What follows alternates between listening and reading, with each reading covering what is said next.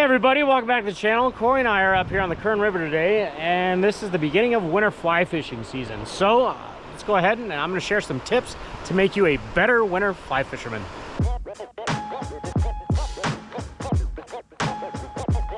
So my first tip is to sleep in. There's no reason to get up early. The fish, they need to warm up. It's really cold in the wintertime. They're ectotherm, so whatever temperature the water is, that's the temperature that they are. And it just takes them a long time to get going. So you want to give enough time for the sun to hit the water. The fish will get out there, they can get warm, they warm up, the insects warm up, and then they start feeding. Trout can be very lethargic in the wintertime. They're moving, just in general, they move a lot slower. So again, take your time, go, have breakfast, maybe even have some brunch, and then you can head out to the water. There's no hurry to get out here and beat everybody or to beat the heat. Now, my next tip is because the fish are moving slow, fish it a lot slower. So you're looking for seam water still, but you're not looking for the fast riffly stuff. In the summertime when it's really hot, I target a lot of the water that is moving really quickly. One of the reasons is because in the summertime the water is warmer and it holds a lot less oxygen. So in the wintertime, we don't really have that oxygenation problem, and the fish aren't out there just trying to run uphill all day and just stay in that fast moving water. They're slow, they're down towards the bottom, they're out towards the edge.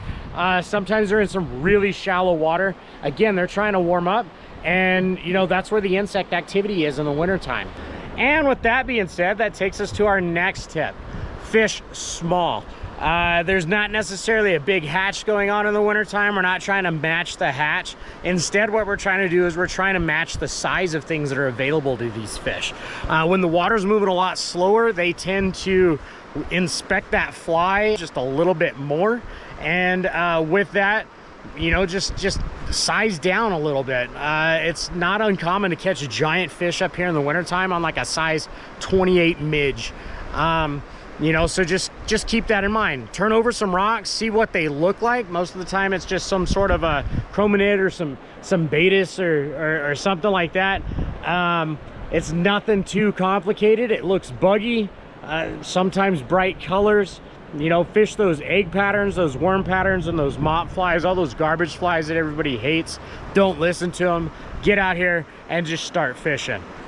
Which brings us to our next tip, right? So when you're out here fishing, dry flies aren't always the way to go. If you do see a hatch, I saw some rising fish this morning when it was really cold. It was right on the seam of where the shadow and the sun met on top of some water, and the fish were feeding right there. So you might have some luck there, but if you are fishing like a freestone or any of this type of pocket water out here, something that is not a tailwater fishery, then you are going to be targeting fish below surface. Tie on a dry fly, that's fine. Use it as an indicator.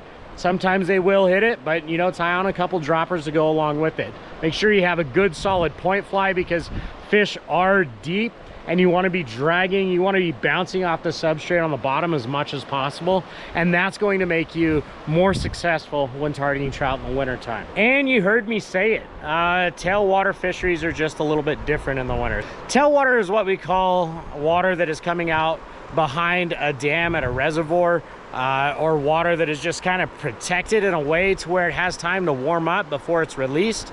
And so that's what we call a tailwater fishery. Tailwater fisheries are amazing in the wintertime if you have access to any of them. With that being said, most people are targeting those tailwater fisheries, and so you're going to see a lot of guide activity out there. You're going to see a lot of influencers out there. A lot of people in general are just targeting tailwater fisheries. So if you don't mind the crowds, go out there, hit up some tailwater fisheries. Tailwater, you can start a little bit earlier. The higher that you get, the warmer it is before it has a chance to cool down. So the closer you get to the dam or the release water, the warmer that the water is.